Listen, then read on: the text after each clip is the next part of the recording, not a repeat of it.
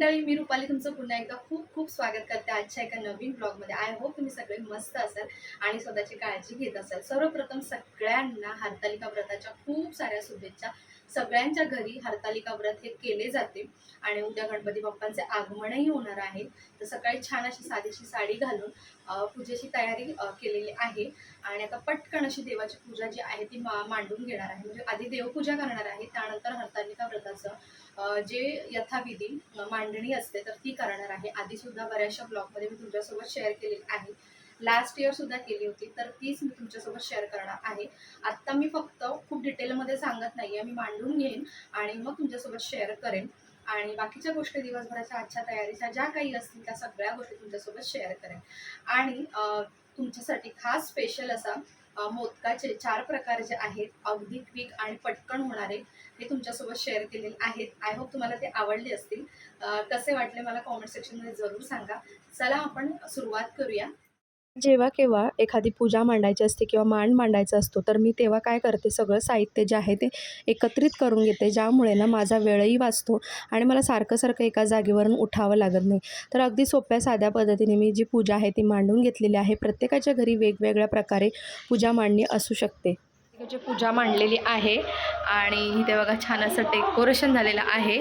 Light लावल्यानंतर अजून खूप सुंदर असं दिसतं. आणि मुलांना आहे शाळेला सुट्टी, सो इथे कार्टून बघताय. खाली जाणार आहे. काही थोडंसं अजून सामान घ्यायचं बाकी राहिलेलं आहे. घरातील किचनमधलं काही गोष्टी आहेत, भाज्या वगैरे त्या सगळ्या गोष्टी, तर ते घ्यायला खाली जाते. आणि बाकी छोट्या मोठ्या ज्या दिवसभराच्या तयारी आहेत उद्यासाठीच्या, तर त्यासुद्धा तुमच्यासोबत थोडंफार शेअर करण्याचा प्रयत्न करते. चला मग ब्लॉग आपण कंटिन्यू करू. हरतालिकाची पूजा मांडणी केली त्यानंतर मग त्या दिवशी मला तो ब्लॉग काही कंटिन्यू पुढे करता आला नाही. तर त्याच दिवशी रात्री जेव्हा आम्ही बाहेरून आलो तर त्यानंतरची ही तयारी आहे. काही अशा घटना घडल्या त्यामुळे तो ब्लॉग काही पूर्ण होऊ शकला नाही. तरी मी ही फक्त छोटीशी तयारी जी आम्ही आदल्या रात्री केली होती गणपतीच्या आगमनाच्या दिवशी, त्याच्या आदल्या रात्री, तर ती तुमच्यासोबत शेअर केली. जसे की वेलची पूड किंवा जायफळ किसून ठेवणं, ड्रायफ्रूट्स चिरून ठेवणं, या सगळ्या छोट्या छोट्या तयाऱ्या ज्या असतात तर त्या मी आधी करून ठेवल्या होत्या. कारण काय होतं ना, आपल्याला गणपतीच्या दिवसात सकाळ संध्याकाळ दोन्ही टाईम गोडाचा नैवेद्य असून त्यासाठी या सगळ्या गोष्टी लागत असतात. याआधीसुद्धा बरेचसे ब्लॉग मी गणपतीमध्ये शेअर केलेले आहेत तयारीचे, पूर्वतयारीचे, तर ते तुम्ही जाऊन पाहू शकता. मंगलमूर्ती गणपती बाप्पा मोरया. मंगलमूर्ती सवा मूठ आहेत ना. यावर्षी गणपती बाप्पांचं आगमन जे आहे ते खूप लवकर झालं होतं, कारण यावर्षी आम्ही ठरवलं होतं की प्राणप्रतिष्ठा जी आहे, पूजा वगैरे विधी जो आहे तो आधी सगळ्यात आवरून घ्यायचा, त्यानंतर ना बाकीच्या गोष्टी करायच्या. कारण काय होतं ना, मग नंतर खूप घाईसुद्धा होते आणि दरवर्षी आमच्याकडे ब्राह्मण जे आहेत ते येतात, ते प्राणप्रतिष्ठा करून देतात. सो त्यामुळे लवकर त्यांचा टायमिंगसुद्धा लवकरचाच होता. तर इथे मूर्ती आणलेले तुम्ही पाहू शकता. आणि आमच्याकडे ना मूर्ती ठेवण्याआधी रांगोळी काढली जाते, त्यावर केळीचं पान आणि केळीच्या पानावर सवा मूठ तांदूळ आणि त्याच्यावर मग पाट, अशा प्रकारे स्थापना जी आहे ती बाप्पांची केली जाते. तर तिथे तुम्ही बघू शकता. इथे तोपर्यंत ब्राह्मण जे होते ते आले होते आणि हे दरवर्षी आमच्याकडे पूजेला असतात आणि त्यानंतर उत्तर पूजेलासुद्धा ते येतात आवर्जून. तर इथे तुम्ही बघू शकता, इकडे माझे दीर आणि जाव जे आहे ती प्राणप्रतिष्ठा करण्याची जी पूजा असते ना बाप्पाची स्थापनेची, तर ती पूजा ती करत आहेत दोघंजणं. आणि छान अशा प्रकारे ना ही पूजा होऊन जाते आणि अगदी शांततेने. आणि हे ब्राह्मण जे आहेत, ब्राह्मण काका जे आहेत ते अगदी शांततेने आणि छान, कितीही घाई असली ना तरी छान प्रकारे पूजा जी आहे ती मांडून घेतात आणि व्यवस्थित अशी पूजा करतात. कधीही कुठलीही घाई करत नाहीत. तुम्ही बघू शकता अगदी शास्त्रशुद्ध पद्धतीने व्यवस्थित सगळी पूजा मांडणी होऊन जाते. आणि मग त्यानंतर आरती करतात.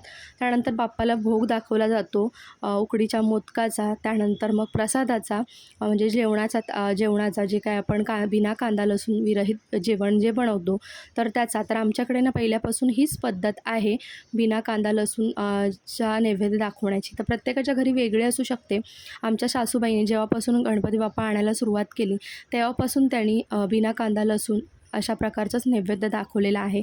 सो त्यामुळे आम्हीसुद्धा त्या प्रकारेच दाखवतो. त्यांची जी पिढी पिढी दर पिढी त्यांनी जे चालवलं आहे किंवा करत आहेत, तर तीच आम्ही पुढे प्रथा चालू ठेवलेली आहे. त्यामध्ये कोणतेही बदल केलेले नाही आहेत.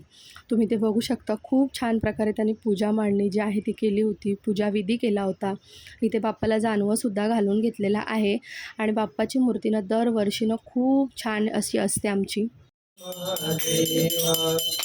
कर्पूरं करुणावतारं संसारसारं भुजगेन्द्रहारं सदा वसन्तं हृदयारविन्दे मम भवानी शरणं भवानी अच्युतं देवं रामनारायणं कृष्णदामोदरं वासुदेवं हरिं श्रीधरं माधवं गोपिकायजवं जानकी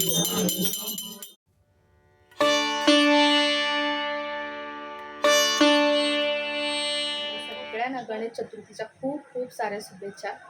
आणि इकडे आमची देवाची पूजा वगैरे, स्थापना पूजा वगैरे सगळं झालेलं आहे आणि जेवणाची पण बऱ्यापैकी तयारी झालेली आहे. फक्त आता मोदक बनवायचे राहिलेले आहेत, तर ते इथे बनवायला स्टार्ट केलेले आहेत आणि त्यानंतर मग देवाला नैवेद्य दाखवून लहान मुलांना आम्ही जेवू घालतो, तर ते करू आम्ही. त्यानंतर मग बाकीचं आमचं जे जेवण वगैरे असेल तर ते सुद्धा आम्ही करून घेऊ.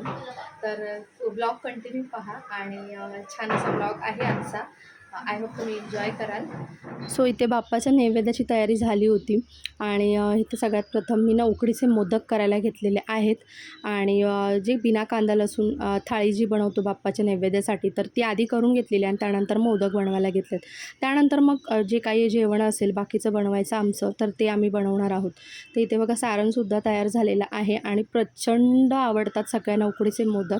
आणि ना खरं पहिल्या दिवशीचे जे आपण मोदक बनवतो ना बाप्पाचे, ते खरंच खूप सुंदर होतात आणि कारण त्याच्यामध्ये ना आपण पूर्णपणे श्रद्धेने नैवेद्य बनवत असतो, त्यामुळे ना ते खूपच छान होतं. आणि ते बघा गरम गरम मोदकच मग मी 21 मोदकाचा भोग लावलेला आहे बाप्पाला आणि गरम होते ना, त्यामुळे थोडंसं केळीचं पानही इथे बघा काळं पडलेलं आहे थोडंसं.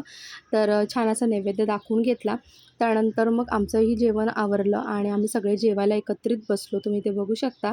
तर यावर्षी ना घर चेंज केल्यामुळे ना खूप कमी माणसं आहेत किंवा पाहुणे आहेत आणि जेवायलासुद्धा खूप कमी जण आहेत ना, तर दरवर्षी ना खूप जणं जेवतात.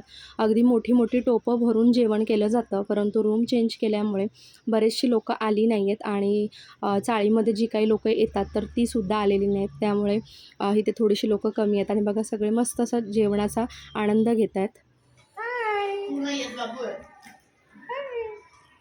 आमचा घरचा दुसरा छोटा बाप्पा जो आहे, तर तो सुद्धा बाप्पाच्या नंतर जेवून झाला. बाप्पाला नैवेद्य दाखवून लगेचच त्यालासुद्धा भरवून घेतलं आणि मग सगळे आम्ही जेवायला बसलो. त्यामुळे त्याची इकडे तिकडे ना मध्ये मध्ये लुडबुड चाललेली आहे लोलोची. बघू शकता तुम्ही. वारी वारी जन्म मरणाचे वारी आरी पडलो आता संकट निवारी जय देवी महिषासुरमर्दिनी सुरवरेश्वर वरदे तारक संजीवनी जय देवी त्रिभुवनी माता तमेव माता पिता तमेव बंधु सखा तमेव विद्या तमेव सर्वं सकाळची आरती झाली आणि हा लाडू जो आहे तो संध्याकाळच्या आरतीला मी हा भोग लावलेला आहे. ड्रायफ्रूट्स गुळाचा लाडू आहे आणि अशा प्रकारे बाप्पाच्या आगमनाचा दिवस खूप छान प्रकारे पार पडला. आय होप तुम्हाला तो आवडला असेल. जर आवडला असेल तर लाईक, सबस्क्राईब, शेअर करायला विसरू नका.